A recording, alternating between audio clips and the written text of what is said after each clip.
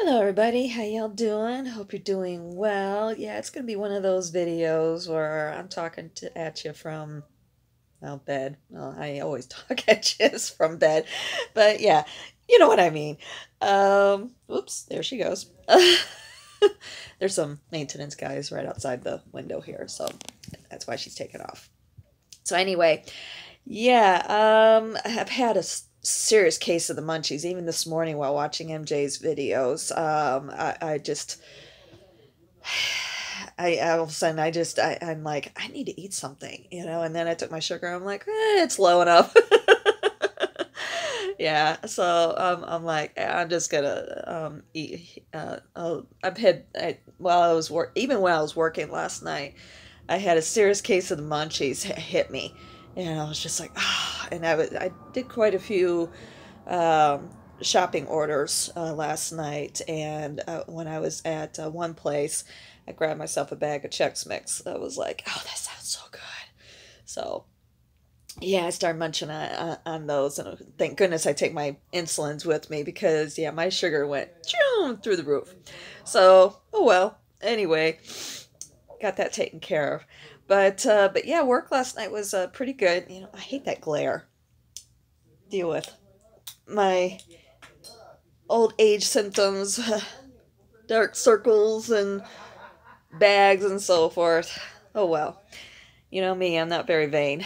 Anyway, so yeah, work was really great last night. Actually, I had something kind of funny happen. I had a couple of things happen. First, earlier in the evening, I had something happen. I won't go into what it was, but it definitely put a little bit of a scare into me. And in the process, it inflamed things, in my chest a little bit with the pre-asthma, as they're calling it. And it occurred to me when it happened, I completely forgot to throw my essential oils into my cooler. I have like a little side pocket, and I completely forgot to throw those back in there. I'm like, oh, crud. So here I was, and of course I haven't started the inhaler, and I'm just like, and I'm determined not to. I just don't trust it after everything else that has happened. I'm like, I just don't trust it. I don't feel comfortable with it at all. So I was just like, and I'm trying to catch my breath, doing the best that I can and everything. And then I remembered that when I was unpacking boxes the other night, there's some of, I had to unpack my spices. And in with my spices, I had this tin of peppermints. And I'm like, whoa, wait a minute, peppermint. And I know it's made with actual peppermint, and I know peppermint, there's basically a few aromas or essential oils or what have you that you can use to help with breathing issues, like if you're dealing with asthma or what have you. And you can use rosemary is a big one, eucalyptus, but sometimes eucalyptus, I know eucalyptus actually irritates me. But another one is, of course, lavender and rose.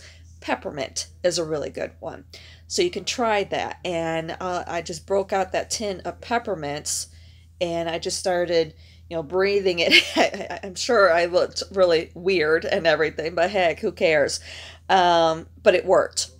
So something to keep in mind. So if you want to keep, like a roll of peppermints in your pocketbook, or if you're a guy and you're out and about and you have a flare up or whatever, if you can grab a roll of peppermints and just open them up, but just buy some, like at a convenience store or whatever, open them up and just start sniffing them.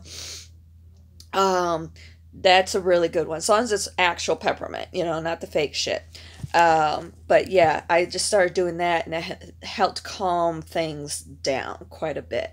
So, yeah, a little bit of soreness in my chest this morning, because of what had happened and everything. But it's like, hey, at least I'm figuring things out without going down the path of a medication that potentially is going to harm me. And I did check out the side effects. One of them, oh gosh, that was a total turn off. I was like, yeah, no. Well, actually, it was a couple of them. One of them is bad menstrual cramping. I realize I'm not getting my actual periods anymore with going through menopause, but I'm still going through the motions, and I am experiencing cramping.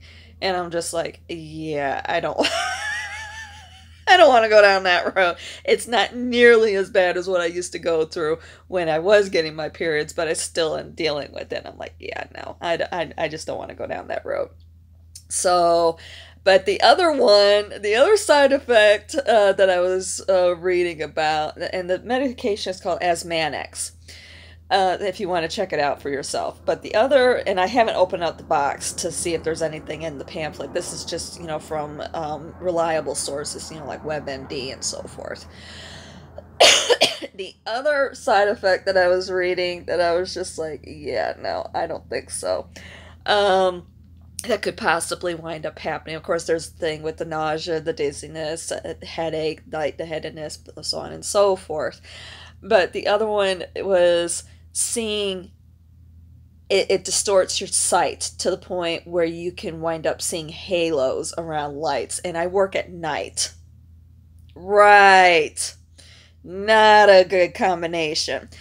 It's like, I don't think so. So I'm just like, you know what? I'm going to just follow my gut and do the best that I can on my own with things. So that's kind of the route that I'm gonna go, and or at least I'm gonna try it. I still have my, of course, I have my acupressure mat and pillow. I'm doing the yoga stretches and so forth. I I mean, I can keep things going with the pulmonologist, especially, because I still want to be able to do a full cycle, a full year, and see where I'm at. And we have, of course, the spring allergies next year. See where I'm at with those. But I've been going through, like natural areas. I'm smelling those aromas, getting around laundry detergent, fabric softeners.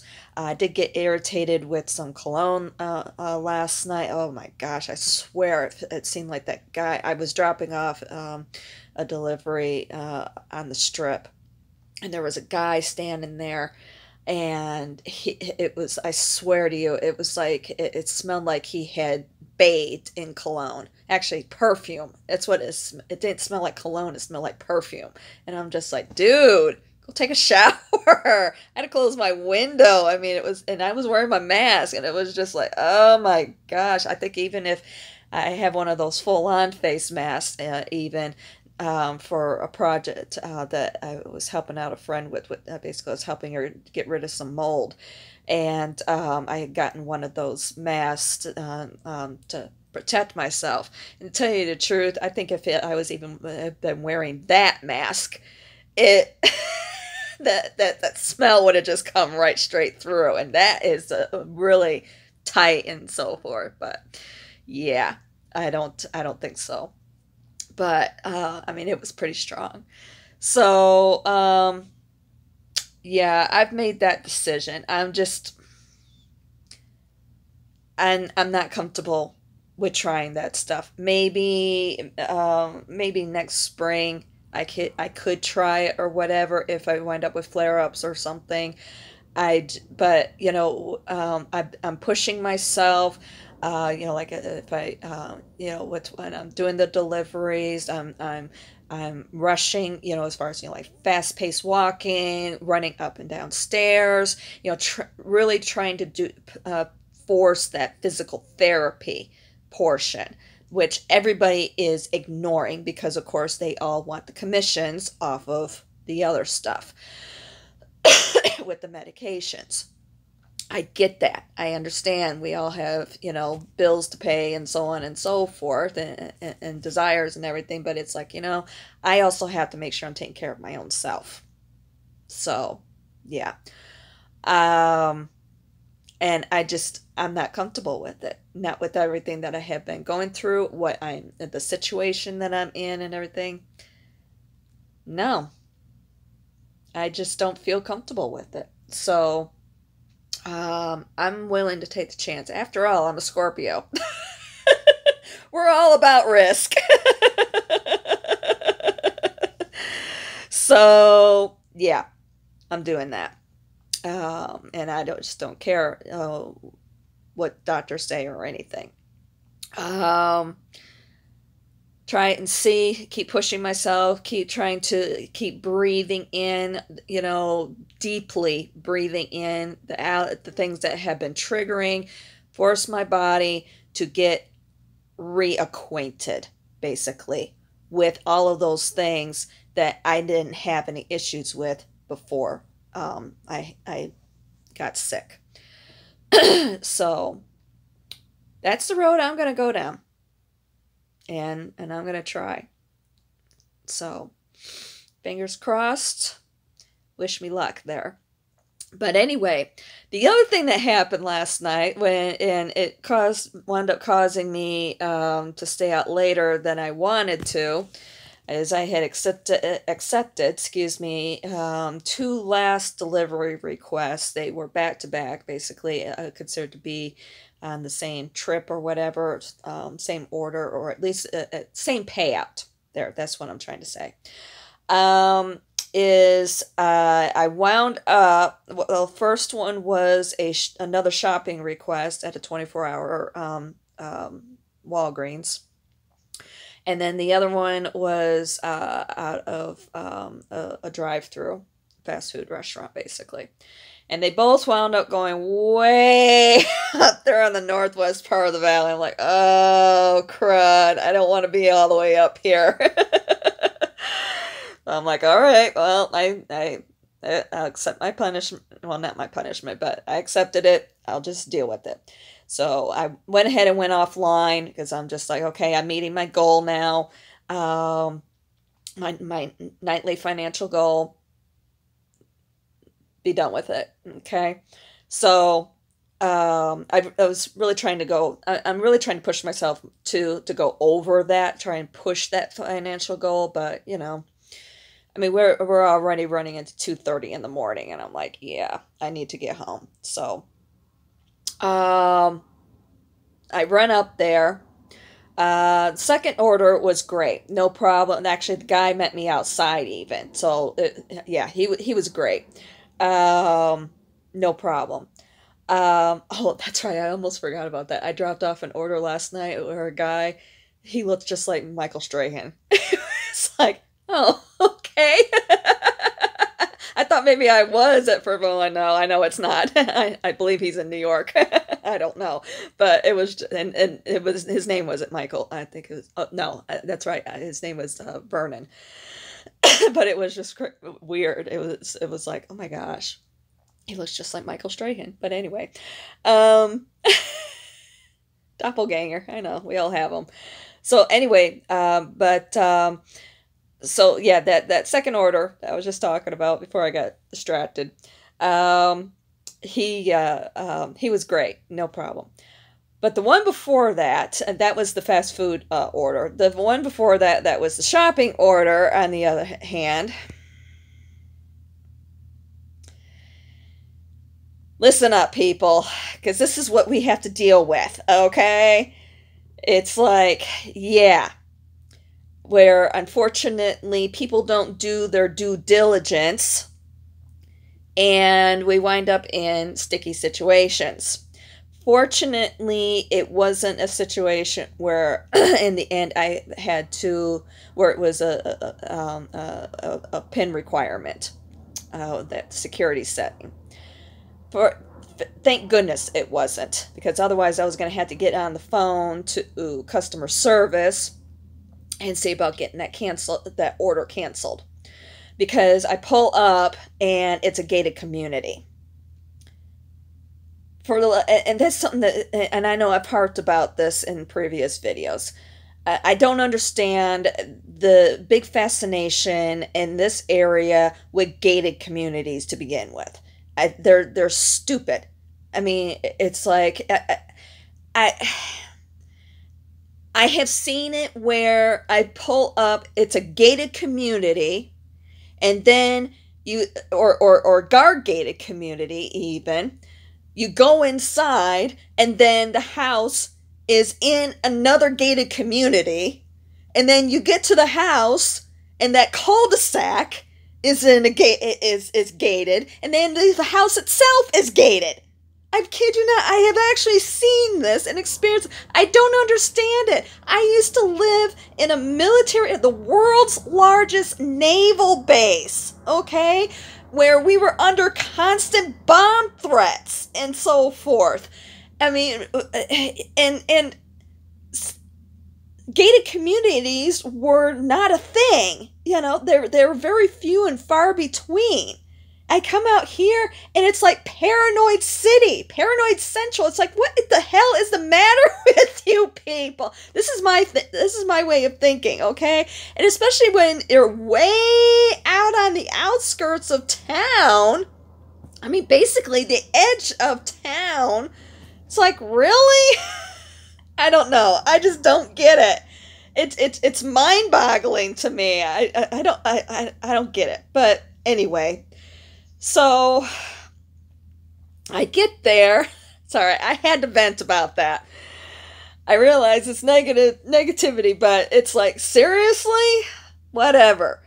So, or even like with where I used to live, yeah, it was a gated community, and almost every single house, you know, like going out for my morning walks that I used to be doing, and I'd like to be able to get back to again. Every single house has cameras. And I'm just like, what are you I just don't get it.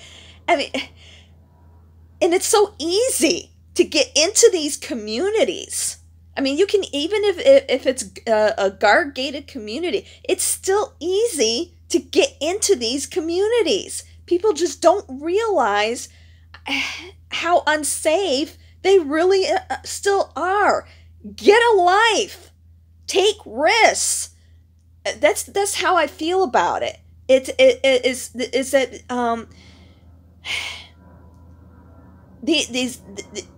it's people who are afraid to live life. I think about, and I can't help but think about this, you know, like with things that I used to be involved in when I used to live back east, and I don't talk about it with very many people because some of it was dangerous that I was involved in. You don't have to worry, you know, obviously, I mean, I've been out here for 20 years. Obviously, if somebody wanted me killed, it would have happened already. But it's like, but I was willing to take those chances because there were innocent lives that were involved. And I can't help but think about those situations when I'm dealing with these sorts of things, you know, with people who are basically walking around terrified of life all the time. And I'm just like, oh my gosh, if you had any idea who it is that you're talking to, if you had any idea what sort of stories that I could tell you, you would just curl up and cringe in a ball somewhere. That's the way that I look at it. It's like, and yeah, I'll admit in some ways I took those risks because, hell, it was an adrenaline rush as well. I actually lived life. The life that people live through with Hollywood movies and TV shows and so forth. I have actually lived those experiences. And I have the proof to back it all up. That's the thing. And it isn't just talk like a lot of people. No. Not in my case. That's one of the reasons why, like I was mentioning in yesterday's video, I want a nice quiet life. That's why.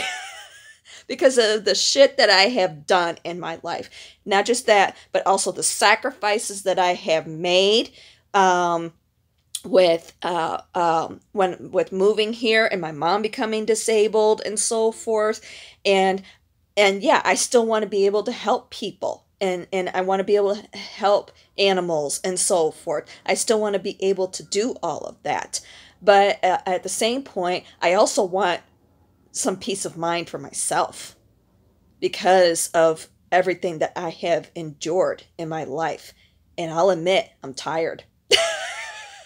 But at the same point, I also am just like a Hollywood movie where you have the protagonist who has retired, and then you have the CIA operatives coming back and being like, oh, just one more mission. I would be that person in a heartbeat. Yeah. And I am that person in a heartbeat because I still am doing it.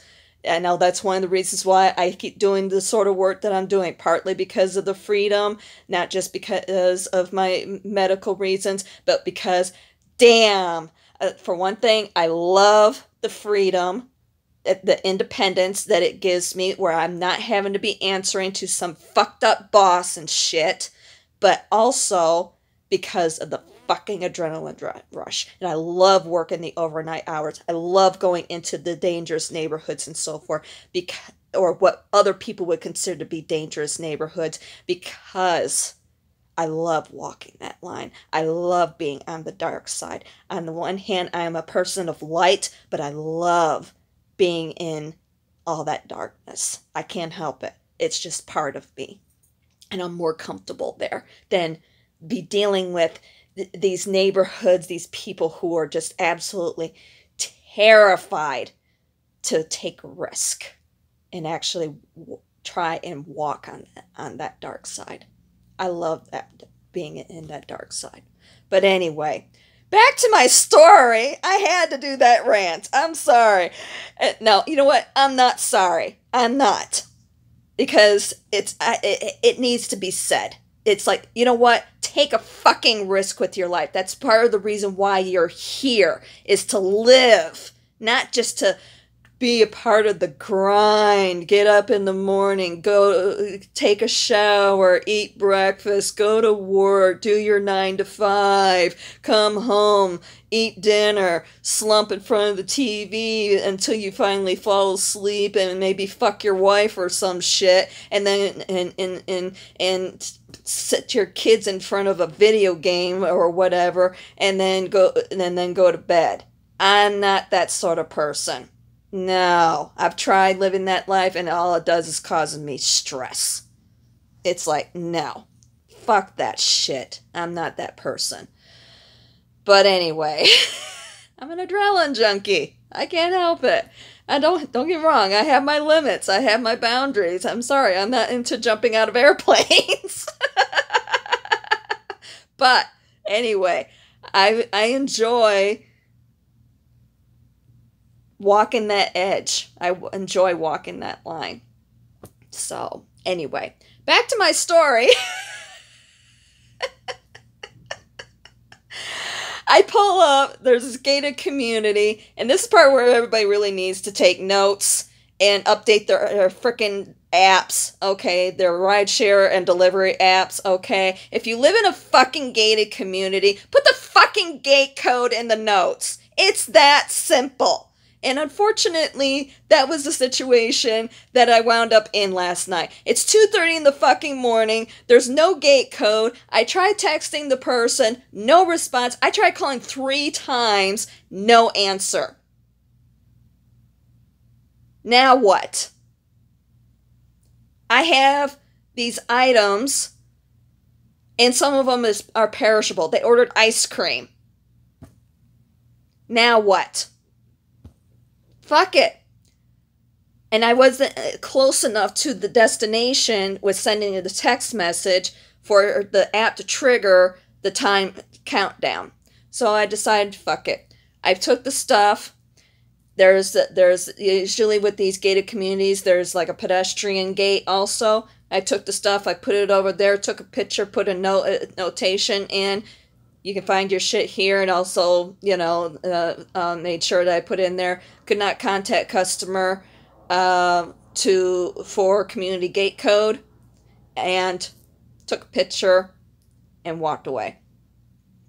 There was somebody that did pull up. I was thinking, okay, maybe it's somebody who lives there or whatever. No, they were having the same issue.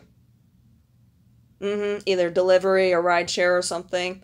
And they were still sitting there when I left. And I was there for a good at least 5-10 minutes. And I was just like, nope. And they were still sitting there. And I'm like, fuck it. So yeah, a little bit of an emotional video, only the opposite side. Venting. Hey, it actually feels good. I won't need to do my yoga. Now, I wasn't going to anyway, only because I'm hungry. I know, I've got a serious case of the munchies. So, yeah, I'm going to do that, and I'll probably do a tarot reading maybe right after this, or a little bit later or something. I don't know. I'll see. But anyway, yeah, please update your freaking apps, okay? I'm chewing you all out, because that's frustrating. I mean, especially after you've been out on the road for so long. Either way, even if it's just getting started, I mean, we're talking 2:30 in the morning. Probably the person fell asleep is probably what happened while waiting. You know, because I had to go pick up the other order in the process, and they probably fell asleep in the process. Is what wound up happening. But it's frustrating, and like I said, thank goodness it wasn't a PIN requirement. There's a setting, I don't know if all the apps have it, but I know Uber has it, where you can go into your security settings and have a PIN required to make sure that you're connecting up with the correct driver and so forth. So anyway, but if that would have been the case, and especially since I wasn't close enough to trigger the timer to start, I would have had to have gotten on the phone to customer service and had them cancel the order, which can take forever sometimes depending on how busy they are. I've actually sat on the phone waiting for an hour before I finally got somebody on the phone to be able to cancel a ride, because unfortunately I couldn't. I'm sitting there, and it's like, you know, and I'm on the phone with them, and I'm also trying to do the chat at the same time. You know, I'm on the phone waiting for somebody to come on, and I'm trying to do the chat at the same time, and it starts off as an automated chat, and the automated chat is just sitting there going around in circles. What's your problem? What's your problem? What's your problem? My problem is you. First. Second of all, I need to cancel this frickin' ride. Oh, you need to cancel the ride? What's the reason? This is the reason. Let's try this reason. Let's try that reason. And it just keeps going around and around and around in circles. Frustrating. Very frustrating. So, yeah, unfortunately, broken system. A lot of times, but hey, you know, it is what it is. Unfortunately, don't have to deal with it too often. But in the meantime, it's frustrating. And then when you do finally get somebody on the phone, and you know, it's like 30 to 45 minutes later, and depending on the mood of the CEO, whatever his name is, Mr. Fucked Up himself, wanting to screw us all over on a constant basis.